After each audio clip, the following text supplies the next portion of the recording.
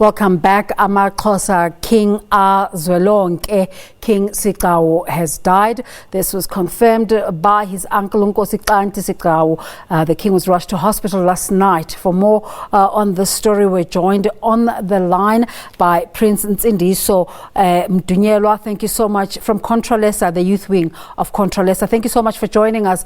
What's your reaction to King Siccawu's passing? Thank you very much, ma'am. From the outset, I must state on record that we are deeply hurt by the passing of King of AmaXhosa. The whole nation is mourning. The province of the Eastern Cape is mourning. The Xhosa tribe is mourning. This is one of the proponents and advocates of culture and African customs. The upcoming and young traditional leaders such as ourselves were looking after him. He's one of the brave and fearless leaders, rather kings, that the country has. If he is putting his views, you'll have to have a very substantive argument to counter or to convince him, because he is brave and he's fearless. He's departing at a very critical moment when the traditional leaders in general in the province, in the country, are faced with very serious issues. One of those issues is the amendment of the Constitution to give effect to the restoration of the land to its true owners. He is living when that debate is live, when that debate is undergoing. He is one of the people who were in the forefront to ensure that the Section 25 of the Constitution is amended to give effect to the real owners of the land. Now, we are grieving because he is living a vacuum. You hardly have leaders such as King Zwelonke who will stand firm and put across the position of traditional leaders with fear or favor. He is living when the debate about if the land, or in the event that the land is restored, who is then going to administer that land? The question, he is living with those questions. Those questions are still remaining. Is it government? Is it traditional leaders? Is it kings? Who is going to administer the land when it is coming back? His views were firm. He was very clear. He was not confused that the land should be administered by the traditional leaders in traditional courts, in traditional councils. So we are grieving on the basis or based on those certain issues that King Zwelonke would stand firm on behalf of traditional leaders. He is living when the debate of the title deeds is live. In other words, should our community be given title deeds, or should our community be administered by traditional leaders through the traditional courts? In other words, if there is a need to allocate a site to a commuter, should such a commuter be given?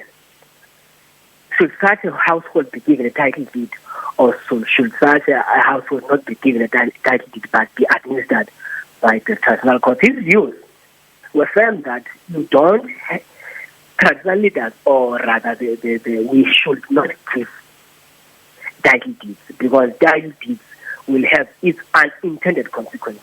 In other words, one household, in the event that they are swallowed by the sharks, in other words, by the loan sharks, it may happen that such household sells the house for the purposes of repaying the bank loan or the loan that they would have acquired from the sharks.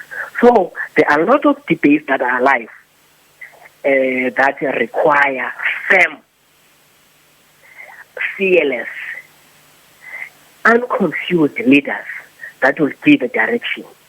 So we're grieving. He's departing at a very critical time. We are grieving. We are hurt deeply by the departure of King Zwelonke.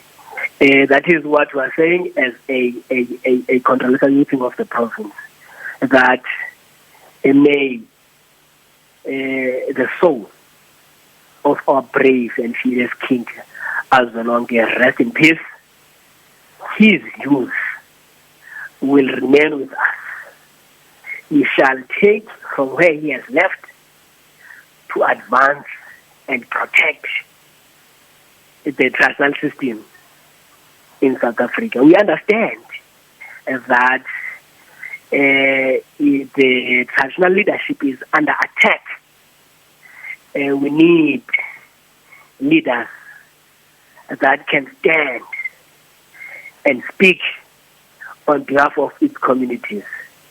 We need leaders that will stand firm and ensure that the investments that are directed to our poor and rural areas that are neglected by the current state of affairs. We need leaders such as Comrade King Zwelonke that will stand firm and die for its people. But, as I said, we shall take from where he has left, we shall wage the cause, and we shall continue the fight and the struggle of protecting and preserving the culture and the customs of a traditional system in general. Prince Ntsindiso, thank you so much for that comprehensive response at a time right now when there is conversation all over the world really about identity and authenticity. How do we impress upon our communities and our citizens about the importance of traditional leadership? The traditional leadership will remain relevant. The discourse may be alive in terms of a rendering the culture and customs and the traditional leaders irrelevant. But it will never find its way in terms of it will never find its way, sorry for that, in terms of collapsing the system. There is no way. You go to UK, you go to Europe, it is firm. The traditional leaders and the prince are firm in terms of advocating the position. They are consulted day in, day out. While even here in South Africa, we shall ensure that the endeavors of collapsing the traditional system do not find its way. We are going to protect it because we know it will remain relevant forever. The communities in the outer areas still rely firmly on the leadership of traditional leaders. They know who are their leaders. They know what their leaders can do for them. I'm saying this being cognizant of the challenges of, or rather, different conduct of traditional leaders. There are those traditional leaders that have a conduct that is questionable, but that does not erode the role and the power of traditional leadership and the role that it has got to play. It has to play in advancing the needs of our rural communities and our people in general. So I'm saying the point that I'm making, ma'am, is that we shall remain relevant despite the challenges that we're facing, and we shall overcome the challenges that we're facing, we're confronted with, and we have a precedent. Other countries, you go to UK, as I said, you go to Europe, you go to America, traditional leadership is still relevant. It's high time that traditional leaders as well find its way in terms of legislation to ensure that we protect our sovereignty. In other words, our space as traditional leaders. Thank you so much. Just a quick one before you go. Our conversation has been centered around King Zwelonke as a king, as a person. What kind of person was he as an individual? As I said earlier, he is one of the characters that were a true embodiment of a king. A king in general is someone who's able to give a direction when a need arises. Zwelonke was not absent when he was needed. A king shall be fearless. A king is a lion.